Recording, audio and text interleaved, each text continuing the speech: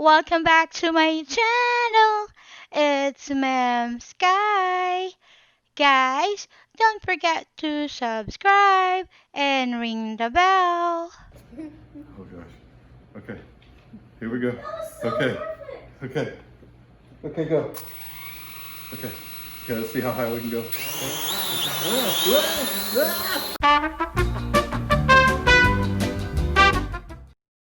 All right, before we get started, guys, make sure you stay tuned till the end of the video for another giveaway. Okay, so maybe it's a good idea to practice with this drone a little bit first before handing it to your 6-year-old, but we'll get back to that.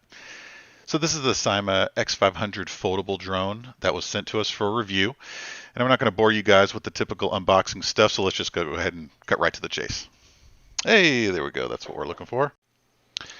And just to give a little more detail on the content in the box, we have the drone itself, the controller, an instruction booklet, 2 extra propellers, 4 propeller guards, an extra battery, a mysterious orange screwdriver, which is never mentioned anywhere in the instruction booklet that I'm aware of, and 2 USB chargers, which one is for the drone battery and the other one is for the controller. And also included is a hardshell case, which I admit was a really nice surprise. It definitely feels like it would protect the drone in most cases. The compartments for the controller and drone fit very snug, and there's several pockets that'll store extra things like chargers, batteries, extra propellers, and basically everything that came with it. And for the record, I've owned 2 other drones that were more expensive than this one, and neither one of them came with the case. So just keep that in mind. Okay, so I had a little bit of trouble trying to get this thing to synchronize because I was following the app, which looks like was the wrong thing to do. Instead, I should have followed the instruction booklet that it came with in order to get this to come on. What you need to do in order to get this to sync, turn this on, the controller, turn the drone on, press and hold the button, press up, you'll hear beep, and then down. And you should see both lights solid, okay? So the next thing after you do that, you'll want to calibrate it.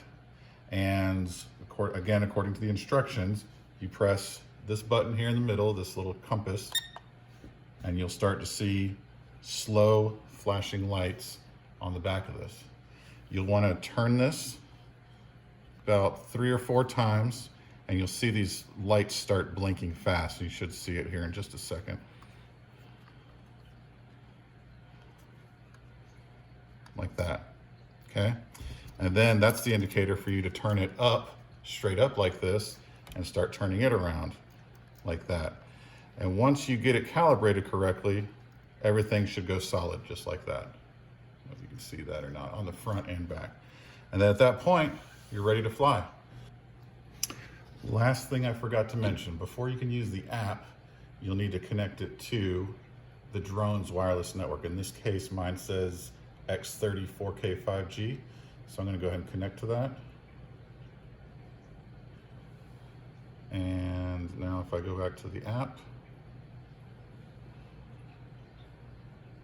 we've already done the calibration. So I'm just gonna skip through that. And now you can see, it can see what I see. All right, let's go see what it looks like. Now, this video is just from my phone. There's 2 types. If you have an SD card, it will record to the SD card in 2K.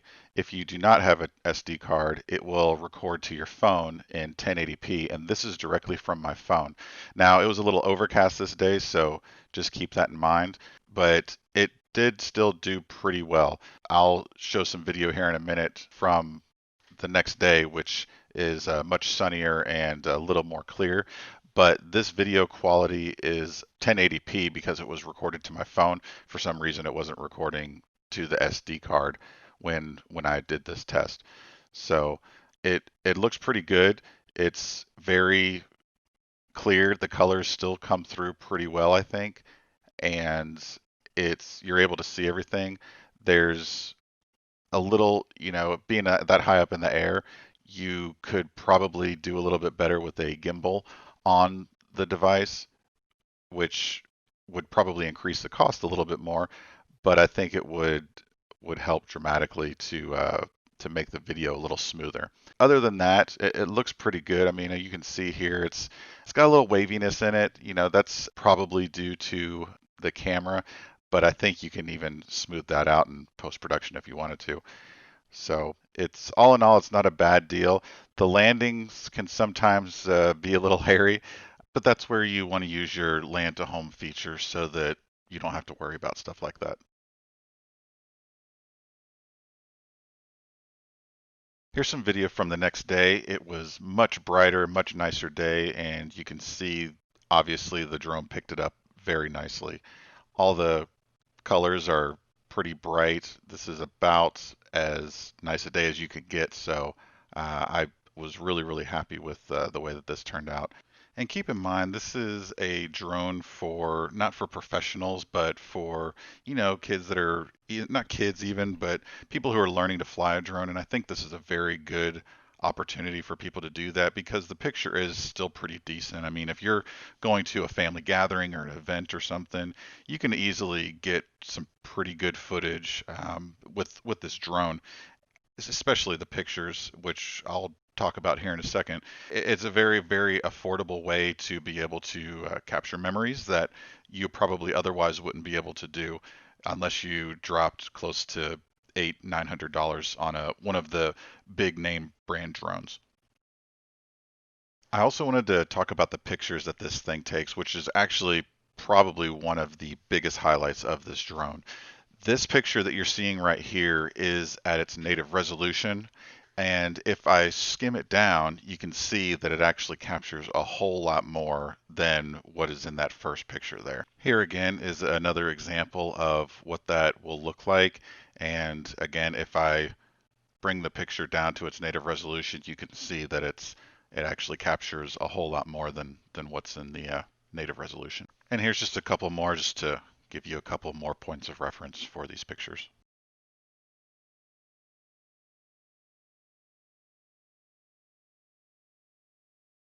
All right, I want to give a little preview of what it looks like when the actual drone itself is taking off and landing. So this is auto takeoff from the controller, not touching anything on the controls, and it's sitting there, it's stable pretty good. So I wanted to go ahead and move it back and forth a little bit just so you could see what it looks like going to the left. It'll kind of autocorrect itself and then coming back to the right. And forgive me, this was a little difficult. I was filming with one hand and controlling it with the other. But I tried to turn it around, fly in a little bit, fly backwards, and I was trying to do this with one hand, so it isn't as smooth as I was hoping it would be. But ultimately, I wanted to show you what the drone looks like up in the air. Also, what the auto landing looks like if you turn off the controller. So here in a second, yeah, I'm going to take the controller and turn it completely off. That way it loses signal. You can see there's no light on it anymore to show you what the drone will actually do in case you do lose signal for whatever reason.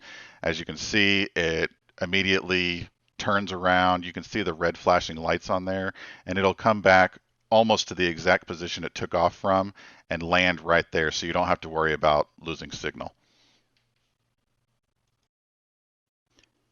Okay, so I went ahead and got in a tripod because I didn't want to end up crashing it with only one hand. So what I was hoping to do here was actually get some video of this flying and do a side by side of the video the drone is taking.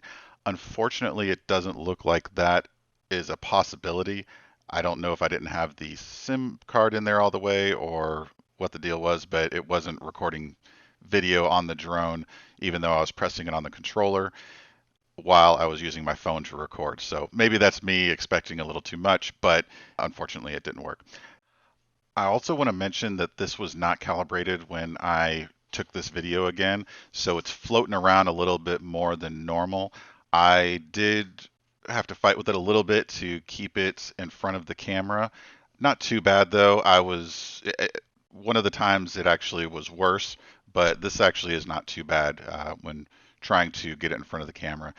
I also tried to do some of the other features that this drone has, such as circle flight, palm control, waypoint flight, flight plan, return to home, etc. Many of these features require GPS, which I have not been able to get going on this drone.